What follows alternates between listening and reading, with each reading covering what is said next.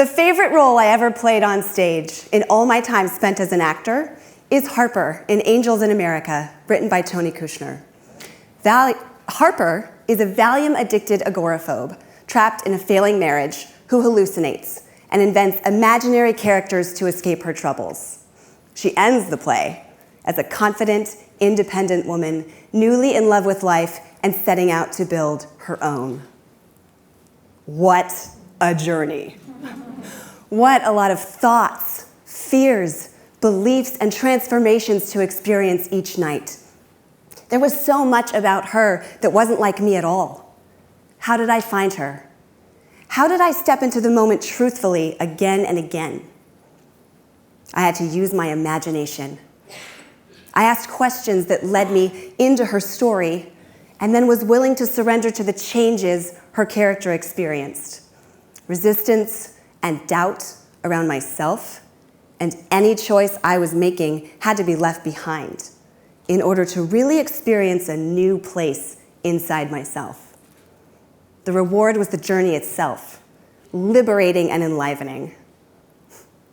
Years after Harper, and several years into becoming a mother of two while becoming an entrepreneur, both of which stretched and challenged me to the core, I had a game-changing realization. See, I sometimes saw myself as worried, exhausted, mentally stuck, focused on how stretched I was, and suffering in comparing myself to other people. I began to depend too much on what was or wasn't happening by when to determine how I was feeling. One day, I remembered. I'm a trained actor. I know exactly what to do here. I know how to create a more hopeful state of being through which any discovery, any new point of view can be made. I know some seriously life-enhancing skills.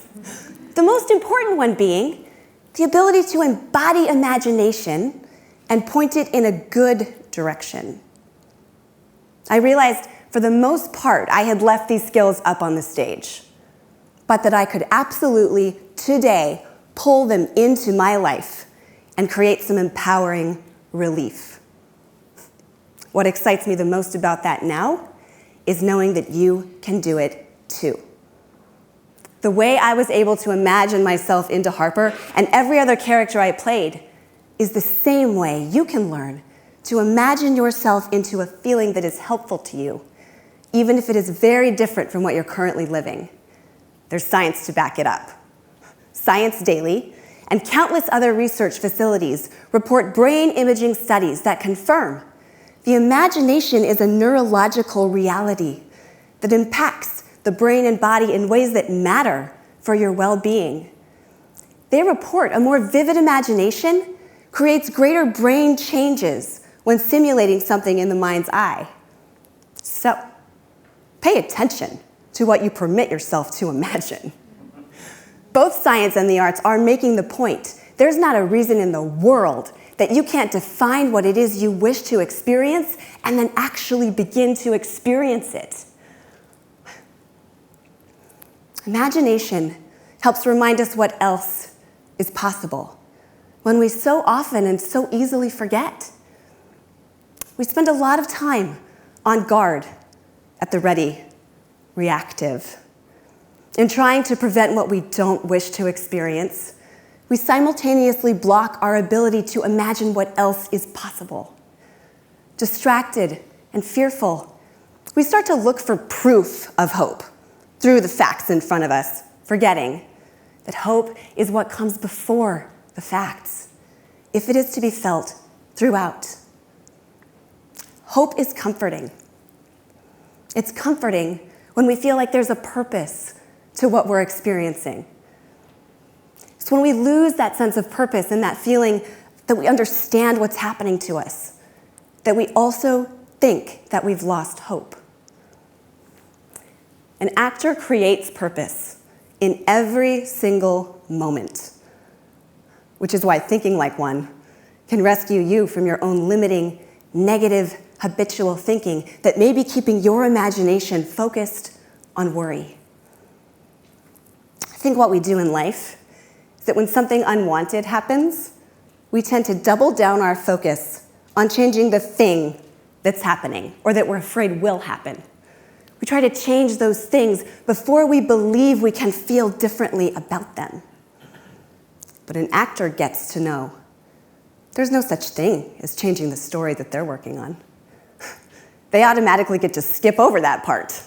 They accept the story and then go immediately to work on affecting change inside the way it can happen, inside the way they themselves can happen. In this way, they are in charge of their experience and free in it, embodying that hopeful state through which any discovery can be made. Whatever you're experiencing today, I invite you to accept your story and then put all your focus on what you want to feel next and milk it like any good actor. Decide. Trust. Trust that what change you're experiencing right now is happening for you somehow and that you are being taken somewhere great.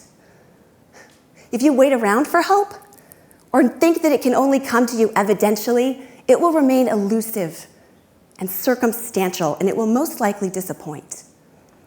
But it can be found, along with any emotion that is helpful to you, not through how it looks, because more often than not, it's not going to look like maybe what's right now.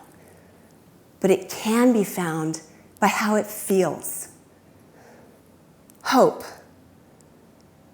feels like breath, excitement, wonder, like good memories, triumph, like a warm bath all through you.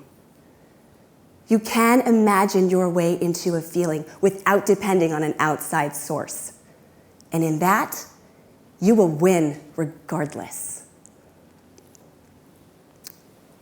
So, if you're stuck thinking like you and it's not working, think like an actor whose very job it is to never stop trusting their story and choosing to embody that place of pure possibility inside it. Remember, your story is what you make it out to be, and that is really good news. Because this space of hope, imagination, and possibility is now.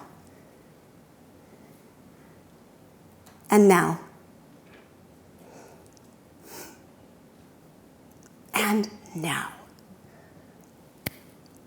This stage is yours. Thank you.